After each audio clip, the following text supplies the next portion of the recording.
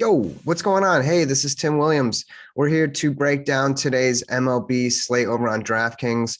I'm going to be covering a lot of spring training games over on DraftKings and also into the regular season as well. I'm not going to waste any time. Let's get right into it. We have a 4-game slate here. We have Baltimore at Atlanta, Miami at Washington, the Mets against St. Louis, and then we have Boston and Minnesota for our 4-game slate today. Actually trying something new here on the channel, and I actually created a little presentation. So hopefully this helps. Let me know if this helps you for sure. And here we go. So we got our little guy here. All right, so yeah, I'm pumped. Here we go. So first off, we'll start with Baltimore at Atlanta. We have Wade LeBlanc going against Drew Smyly. Atlanta hitters against Wade LeBlanc in general are hitting 429 and 23 at bats. Very small sample size, I will say that. Unfortunately, a lot of the hitters are not starting today. It is spring training, so we're probably going to see a lot of young guys, a lot of guys getting rest. Like I said, these pitchers and hitters they're only going to get a few at bats, and pitchers are only going to pitch a few innings. But that being said, Dansby Swanson is the only one in this lineup that has faced Wade LeBlanc. He is 1-for-2, tiny sample size, take it for what it is, but he has seen him in the past. And then you have on the Baltimore side against Drew Smyly, hitters are 274 and 31 at bats. Very small sample size again, but I do want to share that with you because at least some of the hitters have some experience. And just because they're not starting doesn't mean they're not on the bench kind of giving tips or advice with those young hitters. So no hitters today that are in the starting lineup have faced Drew Smyly. But I will say that we have some of the young guys in that Baltimore lineup. We have Ryan Mountcastle, who had a phenomenal year last year. Very exciting player to watch. And then you have baseball's number 2 prospect, catcher Adley Rushman, who I do look forward to watching today in today's slate. So we'll have those young guys in there. Also, I wanted to mention that Rio Ruiz has a 280 average against left-handed pitching. Not so great against right-handers, but watching him and seeing him live, he does hit lefties pretty decent. He has a pretty decent eye, and he does have a little bit of power potential hitting early in that lineup. So I will say that. And we'll go in and just kind of play around and build a lineup or two right after this. So the next game we have Miami at Washington, Elisa Hernandez versus Eric Fetty.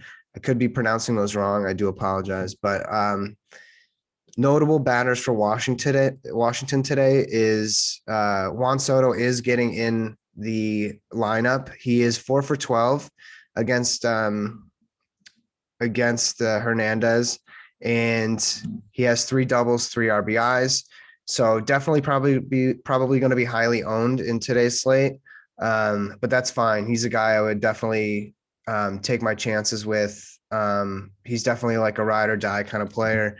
You could stack him around Trey Turner. He's 3-for-15, not great. That's a 200 average, but he does have 1 home run. Those are small sample sizes, but 15 at bats is pretty decent. So he has seen him quite a bit. It is early. Weather is going to be beautiful.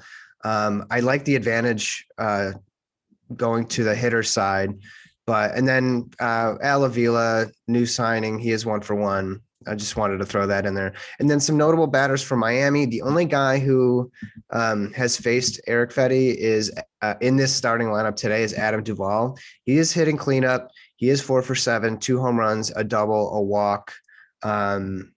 And then Eric Fetty has, 10 strikeouts, 6 walks, and 39 career innings against Miami. So that's decent. Take it for what it's worth. But that Washington side does look pretty darn good to stack. Next game we have here, we have the Mets at St. Louis. We have Jared Eichhoff going against Kwang Hun Kim. What we do know about Jared Eichhoff is he's not really a power pitcher. His fastball kind of tops out at 89 miles per hour. He's got a slider. He's got a curve. Some of the guys that he's facing in today's lineup will be Paul DeJong, who is 0 for 5 with 2 strikeouts. So he has seen him and has not much success. Nolan Arenado, 3 for 15. So that's just a 200 average. So not a whole lot of success there. I know early on with Arenado, he's not hitting in Coors anymore. So maybe that's just somebody you want to stay away from if you believe in that statistic. So Jared Eichhoff kind of just relying on his control. Might be a guy that might be worth rostering. I don't know if he might go low owned. And then moving on to the other side, the Mets haven't really faced Kim before, but we do know that he has a 90-mile-an-hour fastball. He can throw a change curve slider, so he can kind of fool some hitters. Amora Jr. is the only guy that has a little bit of experience against him. He's 0 for 1, which is, not much of a sample size there. And then Jose Martinez is starting, so that could be kind of a possible revenge game going against his former team. So not a lot of whole information there, but just some key notes. And then we have lastly Boston at Minnesota. We got Slick Nick versus Jose Barrios. Barrios is definitely an exciting young talent to watch. He has definitely had some amazing games. He's had some not so amazing games last year. But I will say that the Red Sox hitters are hitting 301 in 54 at-bats against him. And some of the guys that are in the lineup today, I believe Marwin Gonzalez, who is 2 for 6. You have JD Martinez, who's 5 for 17 with a double. So he has seen him quite a bit, actually. Christian Vasquez, 2 for 3 with a double. Hunter Renfroe, 1 for 2. I probably wouldn't go there, but just wanted to throw that out there. And then if you're looking at stacking, maybe a guy you could avoid would be Devers, who's 1 for 9 with 3 strikeouts. Again, it is spring training. All these stats could be somewhat meaningless, and they are small sample sizes, but just wanted to let you guys know that these guys have seen each other in the past. And then on the other side, the Twins hitters are hitting 361 and 23 at-bats against Slick Nick. Again, small sample size, but Jake Cave is the only guy who has seen Nick before, and he's just 1 for 2. So not a whole lot there. I will say in future games, if Josh Donaldson, you ever see him going against Nick Pivetta, start him. He absolutely crushes him. That being said, a lot of those veterans are still on the bench kind of giving some advice. So that could be a possibility for some tips and stuff for these young hitters. Twins are looking pretty decent early on in spring training. So that is the final game we're going to break down. And then let's just build like a quick lineup with some of the information that we do have. And I'll bring myself back up here. All right. So here we are. Let's kind of look at the pitchers here. I'm sure Fetty will be kind of popular going against Miami. I will say I did like Duvall, right? So let's throw him out in the out. I guess first base, outfield, first base. So that's kind of nice. So I like guys that have dual position eligibility. Let's just throw them in the outfield for now because there are 3 spots. Again, I typically like to game stack hitting. Maybe pick 2 or 3 different teams, a couple guys on each side, because if player 1, player 2 both get on base, and then the third player that you roster gets a double or a home run, all of those guys score. All of those guys get you points and maximize your potential and bring your leverage up against the competition. So I think game stacking is the way to go. And then let's see here. So we did like Washington. I think Washington had a pretty good sample size here. So what we do know is, let's look at their lineup. Love Soto here. You could take a chance on Robles. Bell, I think he has a hit against Hernandez. He's out there trying to prove something as well. So maybe putting Bell out there. So Schwarber, he's got a lot of power potential.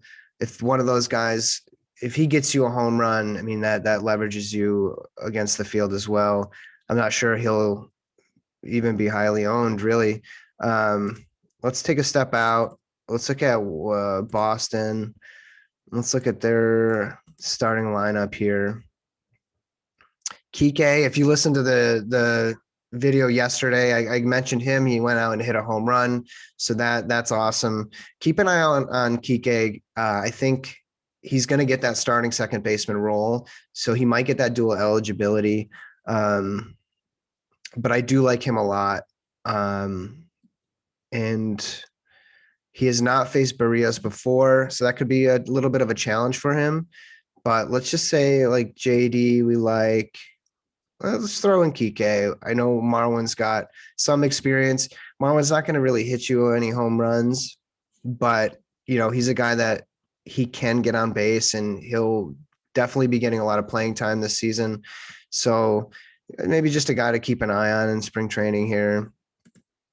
So we got a couple Boston guys. We got 2 Washington guys. That's a decent stack.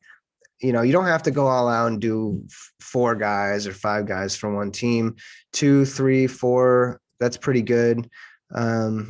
We mentioned Devers had not as great success, so maybe we'll kind of avoid him. Maybe let's look at the Miami side. Third base,